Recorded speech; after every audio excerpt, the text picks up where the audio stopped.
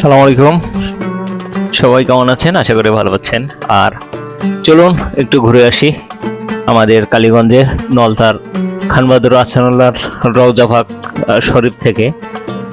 আর এইটা খান বাহাদুর আহসানুল্লাহর যে রওজার মসজিদটা দেখেন, খুবই সুন্দর চমৎকার কিন্তু একটি মসজিদ। আর খান বাহাদুর আহসানুল্লাহ সম্পর্কে যদি একটু জানার চেষ্টা করি, ঊনবিংশ শতাব্দীর একজন প্রখ্যাত শিক্ষাবিদ, শিক্ষা সংস্কারক ও সমাজ হিতৈষী ছিলেন, যার অগ্রগামিতায় ঢাকা বিশ্ববিদ্যালয় 1921 সালে প্রতিষ্ঠিত হয়।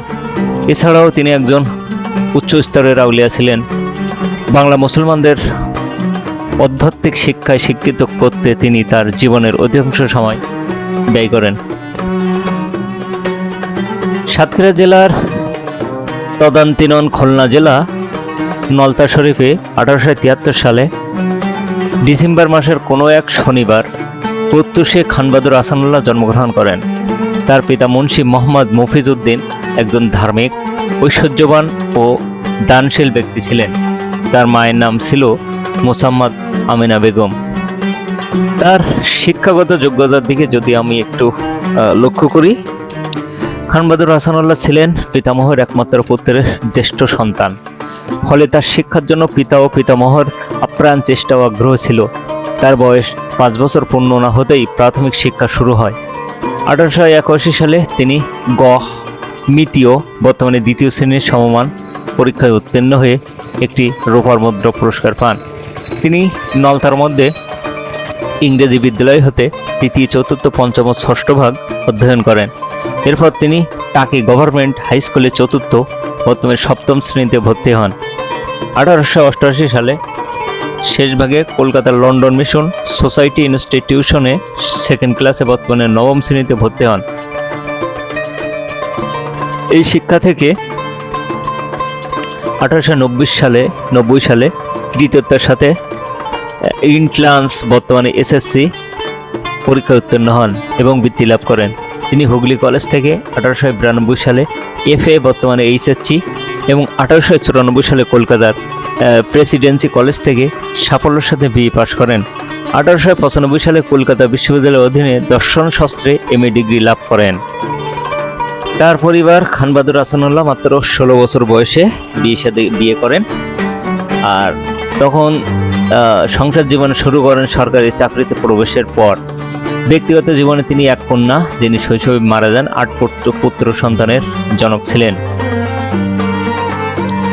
চাকরি জীবন খান বাহাদুর আহসানুল্লাহ 1 আগস্ট 1896 সালে রাজশাহী কলেজিয়েট স্কুলের সুপার নিউ মারারি টিচার হিসেবে যোগদান করেন।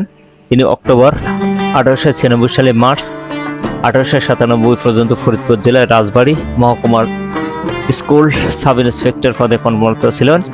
1897 সালে 1 এপ্রিল তিনি ফরিদপুর জেলার অতিরিক্ত ডেপুটি ইন্সপেক্টর হিসেবে দায়িত্ব গ্রহণ করেন। 1 বছরের মধ্যেই তিনি পদোন্নতি পান। বাকেরগঞ্জ উপজেলার জেলা ডেপুটি ইন্সপেক্টর পদে প্রবেশ করেন। তিনি 7 বছর একাধিক্রমে 7 বছর তিনি বরিশালে অবস্থান করেন। শিক্ষা সংস্কার খান বাহাদুর আহসানুল্লাহর শিক্ষা বিভাগের সহকারী পরিচালক হিসেবে নিয়োগ প্রাপ্তি বাংলার মুসলিম ইতিহাসে এক নতুন মাইলফলক। এই দায়িত্ব প্রাপ্তির মধ্য দিয়ে মুসলিম শিক্ষার উন্নতি ও প্রসারের দায়িত্ব তার উপর অর্পিত হয়। এই দায়িত্ব প্রাপ্তির মধ্যে তিনি মুসলিম শিক্ষার উন্নতি ও প্রসারের দায়িত্ব তার উপর অর্পিত হয়। তিনি তার মেধা, বুদ্ধিমত্তা ও নিষ্ঠার সাথে দায়িত্ব পালন করেন। মুসলিম শিক্ষার প্রতিবদ্ধকতা ও অনাগ্রহ দূরীকরণে এক অগ্রগতি সাধনের অনুকূলে উচ্চ পর্যায়ে নীতি নির্ধারণে তার ভূমিকা ছিল অগ্রগণ্য। মূলত তার যে সংস্কারক এবং তার যে বইগুলো আছে, সেই বইগুলো দেখলে বা পড়লে আমরা কিন্তু বিষয়গুলো এগুলো পাবো। আর তাছাড়াও উল্লেখযোগ্য সংস্কার সমূহ ছিল তার। তখন বিশ্ববিদ্যালয়ের প্রত্যেক পরীক্ষায় পরীক্ষার্থীর নাম লেখার রীতি পরিচালিত ছিল। অনেকের মতে সাম্প্রদায়িকতা বিদ্যমান থাকায় হিন্দু ও মুসলিম পরীক্ষার্থীদের মধ্যে পক্ষপাতিত্ব হতো। খান বাহাদুর আহসানুল্লাহ এর প্রচেষ্টায় প্রথমে অনার্স ও এমএ পরীক্ষায় খাতায় নামের পরিবর্তে ক্রমিক নম্বর, রোল নম্বর লেখার রীতি প্রবর্তিত হয়। পরবর্তীতে এই এবং বিএ পরীক্ষার ক্ষেত্রে পরীক্ষার্থীদের নাম লেখার রীতি রহিত করা হয়। সেই সময় হাই স্কুল ও ইন্টারমিডিয়েট মাদ্রাসা থেকে পাশ করে ছাত্ররা কলেজে ভর্তি হওয়ার সুযোগ পেত না। উক্ত মাদ্রাসাগুলোর শিক্ষার মনোনয়ন করেন খান বাহাদুর আহসানুল্লাহ। ফলে মাদ্রাসা থেকে পাশ করা ছাত্রদের কলেজ ও বিশ্ববিদ্যালয়ে ভর্তির সুযোগ সৃষ্টি হয়। তৎকালীন সব স্কুল কলেজে তিনি মৌলবীর পদ সৃষ্টি করেন এবং পণ্ডিত ও মৌলবীর বেতনের বৈষম্য রহিত করেন। তখন উর্দুকে ক্লাসিক্যাল ল্যাঙ্গুয়েজ হিসেবে গণ্য করা হতো না, ফলে পশ্চিমবঙ্গের উর্দুভাষী ছাত্রদের অসুবিধা হতো। তারই প্রচেষ্টায় উর্দু সংস্কৃতি স্থান অধিকার করে। ঢাকা বিশ্ববিদ্যালয় প্রতিষ্ঠার খসড়া বিল সিনেটেও উপস্থাপিত হলে দারুণ বিরোধ সৃষ্টি হয়। ফলে তা বিবেচনার জন্য একটি স্পেশাল টিম গঠিত হয়।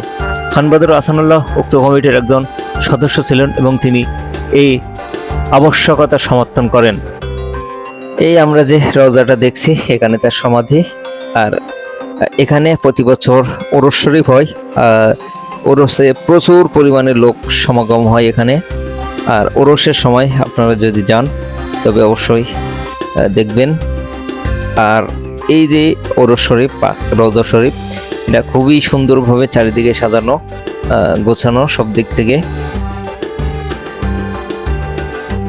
তো আজকের ভিডিও এ পর্যন্ত। আপনি যদি আমার চ্যানেলে নতুন হয়ে থাকেন অবশ্যই সাবস্ক্রাইব করে পাশে থাকবেন। আসসালামু আলাইকুম ওয়া রাহমাতুল্লাহ।